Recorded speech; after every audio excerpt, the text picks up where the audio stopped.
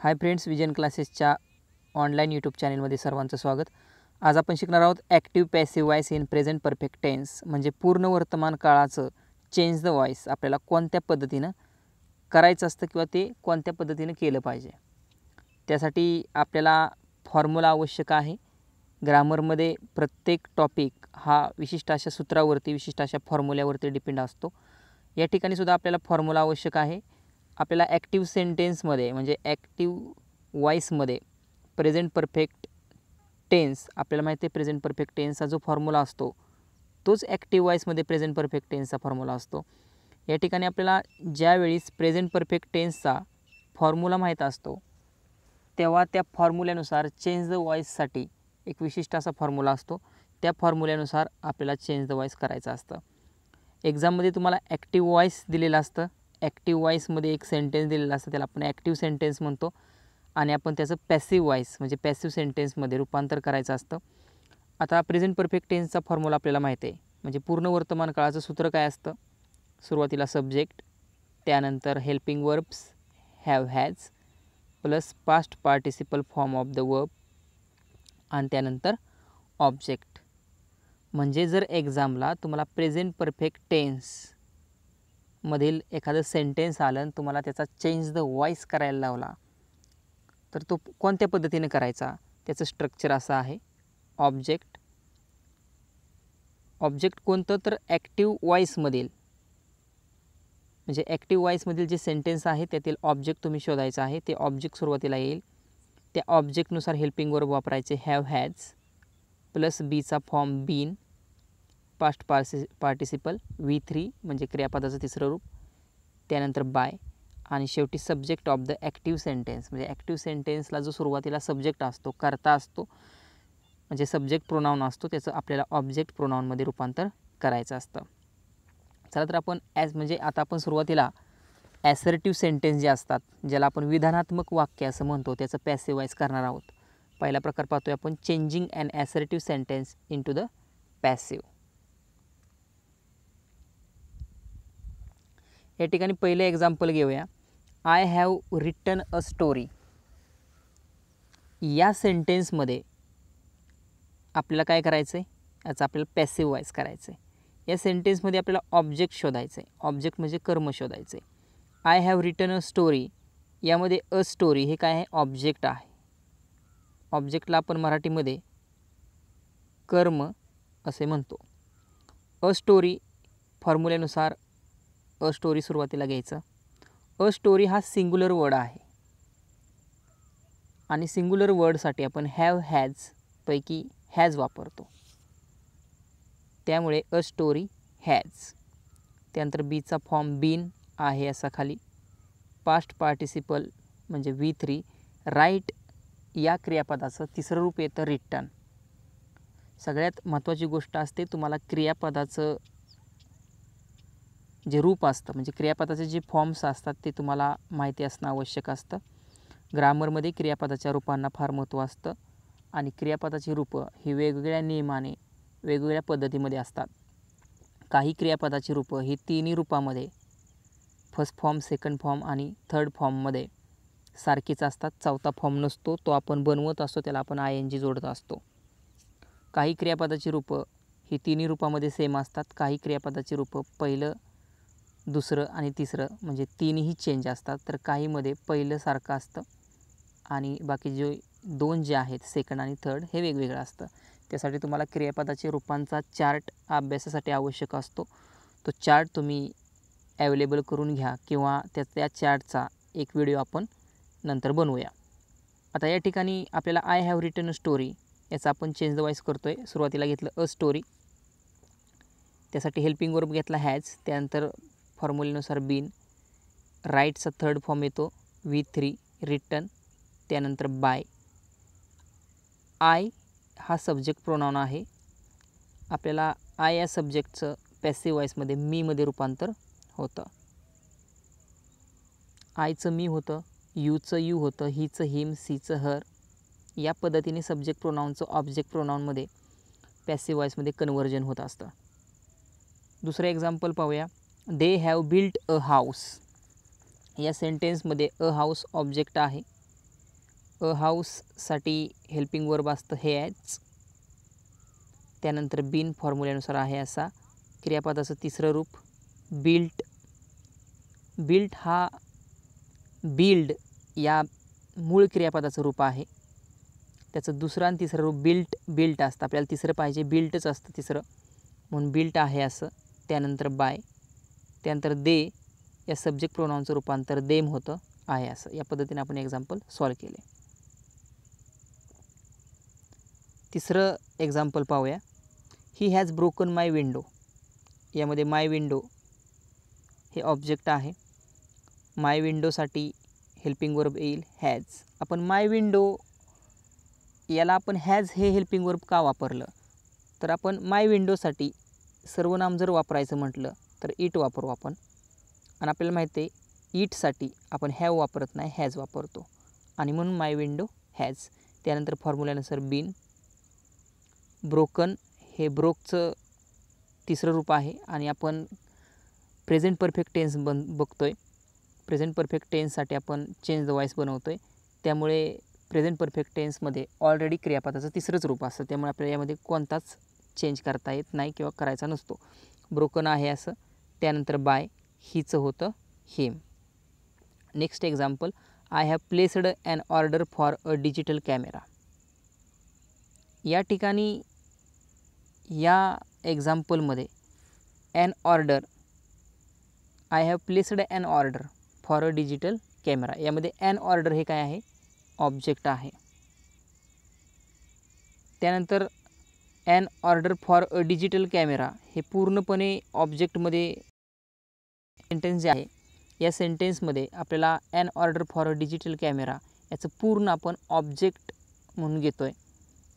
त्यामुळे and order for a digital camera, आणि हे सिंग्युलर आहे अ डिजिटल कॅमेरा, म्हणून त्याला has.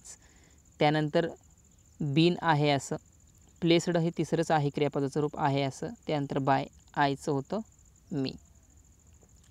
Next example. She has done her work, म्हणजे तिने तिचे काम केले. या ठिकाणी हर वर्क हे आहे असं. हर वर्क सीचा आपण हर करतो,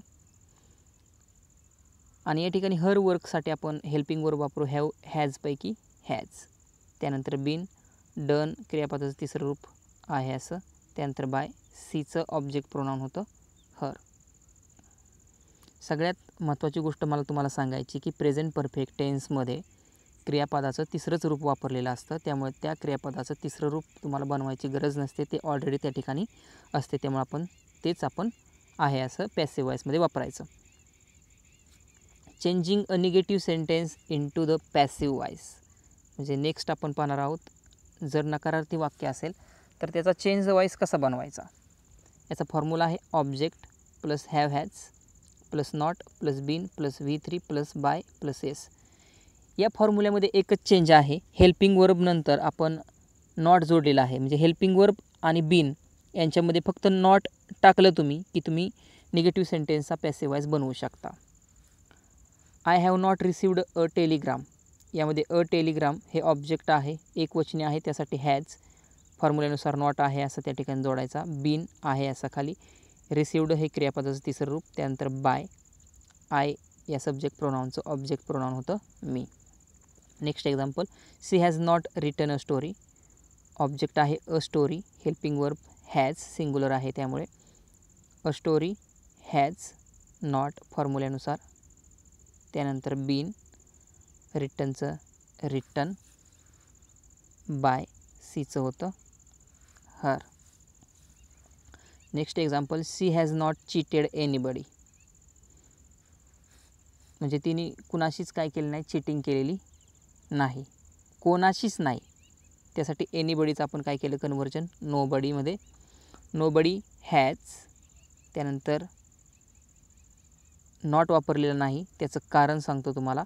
नोबडीमध्ये नो असल्यामुळे आपण या ठिकाणी नॉट वापरू शकत नाही फॉर्म्युल्यानुसार जरी असलं तरी, कारण एकाच सेंटेन्समध्ये तुम्ही दोन निगेटिव्ह वर्ड वापरू शकत नाही. त्यामुळे या ठिकाणी नोबडी असल्यामुळे हॅज आणि बीन याच्यामध्ये आपण नॉट वापरायचं नाही. Nobody has been cheated by सीचं होतं हर. आय होप तुम्हाला समजलं असेल. नेक्स्ट आपण पाहूया changing and interrogative sentences into the passive. म्हणजे प्रश्नार्थी वाक्य जे असतात त्या प्रश्नार्थी वाक्यांचं आपल्याला पॅसिव्ह वॉइसमध्ये रूपांतर करायचं आहे. Passive forms of this sentences will begin has or have. म्हणजे इंट्रोगेटिव्ह सेंटेन्समध्ये हॅव आणि हॅज म्हणजे एसनो टाईप क्वेश्चन जे असतात त्यानुसार हेल्पिंग वर्बने प्रश्न विचारलेले असतील. म्हणजे प्रश्नार्थी वाक्य असेल ॲक्टिव्ह वॉइसमध्ये, त्याचं तुम्हाला पॅसिव्ह वॉइसमध्ये रूपांतर करायचं आहे. किंवा when the active sentence begin with question word when, where, which, why. प्रश्नार्थी वाक्यांनी जर ॲक्टिव्ह वॉइसचं सेंटेन्स असेल तर the passive sentence will also begin with a question word. तर पॅसिव्ह सेंटेन्ससुद्धा प्रश्नार्थी शब्दानेच WH वर्डने सुरू होतो. When the active sentence begin with who or whose. जर ॲक्टिव्ह सेंटेन्स हे हू किंवा हुजने सुरू झालं तर त्याचं पॅसिव्ह सेंटेन्स करत असताना त्याची सुरुवात बाय हुम, हू असेल तर, आणि हुज असेल तर बाय हुज. ह्या दोन गोष्टी फार महत्त्वाच्या आहेत. पुन्हा एकदा सांगतो, ॲक्टिव्ह सेंटेन्समध्ये जर WH वर्ड सुरुवातीला हू असेल तर पॅसिव्ह सेंटेन्समध्ये त्याचं बाय हुमने सुरुवात करायची, आणि हुज असेल तर पॅसिव्ह सेंटेन्समध्ये त्याचं सुरुवात बाय हुजने करायची. या पद्धतीने. आता सुरुवातीला आपण इंट्रोगेटिव्ह सेंटेन्ससाठी एकच फॉर्म्युला या ठिकाणी दिलेला आहे. तो असा आहे हॅव हॅज हेल्पिंग वर्ब, त्यानंतर object plus been plus V3 plus by plus S. V3 म्हणजे क्रियापदाचं तिसरं रूप. एक्झाम्पल पाहूया. Have you keeped the secret. असं ॲक्टिव्ह वॉइस आहे. म्हणजे ॲक्टिव्ह सेंटेन्समध्ये हा तुम्हाला हेल्पिंग वर्बने क्वेश्चन तयार केलेला आहे. याचं तुम्हाला पॅसिव्ह वॉइसमध्ये रूपांतर करायचं आहे. म्हणजे चेंज द वॉइसमध्ये तुम्हाला कधीकधी प्रश्नार्थी वाक्यांचं सुद्धा चेंज द वॉइस करावं लागतं. त्यासाठी आपण हे पाहतो आहे. या ठिकाणी हेल्पिंग वर्ब आहे. आता या ठिकाणी सुरुवातीला आपण हॅव हॅज हे कसं वापरायचं, तर त्यासाठी आधी ॲक्टिव्ह सेंटेन्स जे आहे त्याचं तुम्ही रूपांतर ॲसर्टिव्ह सेंटेन्समध्ये करायचं. म्हणजे सरळ वाक्य करायचं. Have you keeped the secret. तर याचं सरळ वाक्य असं होईल you have keeped the secret. आता द सिक्रेट यासाठी आपण हेल्पिंग वर्ब हॅव वापरायचं नाही तर हॅज वापरायचं. कारण द सिक्रेटसाठी जर तुम्ही सर्वनाम वापरायला गेला तर असं म्हणू शकतो आपण इट इज द सिक्रेट. तर त्यावेळी आपण इट वापरलं. याचा अर्थ एक लक्षात ठेवायचं, इटसाठी आपण हॅज वापरतो म्हणून सिक्रेटच्या आधीसुद्धा हॅज. म्हणून हॅज द सिक्रेट. ऑब्जेक्ट आहे द सिक्रेट. हॅव हॅजपैकी हॅज वापरलं. ऑब्जेक्ट आहे द सिक्रेट. बीचा फॉर्म आहे बीन. त्यानंतर केप्ट आहे असं खाली, कारण आपण पूर्ण वर्तमान काळाचीच वाक्य बनवतो आहे आपण, त्यामुळे त्यामध्ये क्रियापदाचं तिसरंच रूप आहे. त्यानंतर बाय आहे असं, आणि सब्जेक्ट प्रोनाऊन आहे यू. त्याचं ऑब्जेक्ट प्रोनाऊनसुद्धा यूच राहतं. नेक्स्ट हू हॅज डन दिस. मगाशी सांगितलं मी तुम्हाला, क्वेश्चनिंग वर्ड जर असेल सुरुवातीला हू किंवा हुज तर पॅसिव्ह वॉइसची सुरुवात बाय हुमने करायचं. हूचं हुम होतं म्हणून बाय हुम. त्यासाठी हेल्पिंग वर्ब येतं हॅज. त्यानंतर दिस हे ऑब्जेक्ट आहे. बीन आणि डन आहे असं. या ठिकाणी सब्जेक्ट नाही, कारण ॲक्टिव्ह सेंटेन्सेस आहे हू हॅज डन दिस. पुढं व्हाय हॅव यू टोल्ड अ लाय. या ठिकाणी व्हायने सुरुवात केली WH वर्डने. WH वर्डने क्वेश्चन असेल तर WH वर्डनेच पॅसिव्ह सेंटेन्ससुद्धा सुरुवात होते. व्हाय हॅज अ लायसाठी हॅज वापरणार आहोत, त्यामुळे अ लायच्या सुरुवातीला हॅज अ लाय ऑब्जेक्ट. त्यानंतर बीन क्रियापदाचं तिसरं रूप आहे टोल्ड. त्यानंतर बाय सब्जेक्ट आहे यू आहे असा. Who has torn my book. माझे पुस्तक कोणी फाडलेले आहे. हू आलेला आहे त्यामुळे पॅसिव्ह सेंटेन्सची सुरुवात बाय हुम. हॅज ऑब्जेक्ट आहे माय बुक. त्यानंतर बीचा फॉर्म बीन.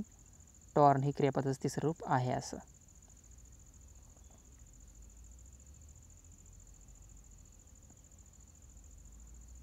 त्यानंतर have you return the letter. सरळ वाक्याचं असं होईल you have return the letter. परंतु या ठिकाणी द लेटरसाठी आपण हेल्पिंग वर्ब वापरत असतो हॅज. आहे असं हॅज सुरुवातीला आहे फॉर्म्युलेनुसार. त्यानंतर हॅज द लेटर. त्यानंतर बीचा फॉर्म बीन. रिटर्न आहे असं बाय यूचं you. Next sentence has the policeman caught the thief. The policeman has caught the thief असं सरळ वाक्य होईल. तुम्हाला जर बनवता येत नसेल तर सेंटेन्स सरळ करून तुम्ही फॉर्म्युल्यानुसार बनवू शकता. द थीपसाठी हेल्पिंग वर्ब हॅज म्हणून सुरुवातीला हॅज द थीप. त्यानंतर बीचा फॉर्म बीन. कॉट आहे असं क्रियापदाचं तिसरं रूप आहे बाय. सब्जेक्ट आहे द पोलिसमन. त्यासाठी आहे असं द पोलिसमन वापरायचं. सर्वात महत्त्वाचं या ठिकाणी सांगतो, सब्जेक्ट प्रोनाऊन या ठिकाणी द पोलिसमनच्या जागेवरती तुम्ही वापरू शकत नाही. त्या ठिकाणी जर नाऊन असेल तर ते आहे असं वापरायचं. शेवटचं सेंटेन्स पाहूया. Has the postal department released a new stamp. यामध्ये सुरुवातीला हेल्पिंग वर्ब आहे हॅज. अ न्यू स्टॅम्प यासाठी हेल्पिंग वर्ब हॅज, त्यामुळे हॅज अ न्यू स्टॅम्प. बीचा फॉर्म बीन. रिलीज्ड आहे असं त्यानंतर बाय. सब्जेक्ट आहे द पोस्टल डिपार्टमेंट म्हणजे करता या ठिकाणी द पोस्टल डिपार्टमेंट आहे, त्यामुळे शेवटी तुम्ही सब्जेक्ट द पोस्टल डिपार्टमेंट घ्यायचं. अशा पद्धतीने आपण चेंज द व्हॉईसमध्ये सुरुवातीला पाहिलं changing and assertive sentence into the passive, म्हणजे सुरुवातीला आपण विधानार्थी वाक्यांचं रूपांतर पॅसिव्ह व्हॉईसमध्ये केलं. त्याचे फॉर्म्युले लक्षात ठेवा. त्यानंतर दुसरं आहे changing a negative sentence into the passive voice, म्हणजे निगेटिव्ह सेंटेन्स आपण पॅसिव्ह व्हॉईस केलं. आणि तिसरं इंट्रोगेटिव्ह सेंटेन्सचं पॅसिव्ह केलं म्हणजे प्रश्नार्थी वाक्यांचं, त्यामध्ये आपण येस नो टाईपचं सुद्धा आणि WH वर्डचं सुद्धा पॅसिव्ह व्हॉईस केलं. तुम्हाला जर लक्षात राहत नसेल तर तुम्ही डबल व्हिडिओ बघू शकता किंवा तुमच्या नोटबुकमध्ये राईट डाऊन करू शकता. विद्यार्थी मित्रांनो, अशाच आपल्या वेगवेगळ्या व्हिडिओसाठी आजच आपल्या चॅनेलला सबस्क्राईब करा, लाईक करा, कमेंट करा.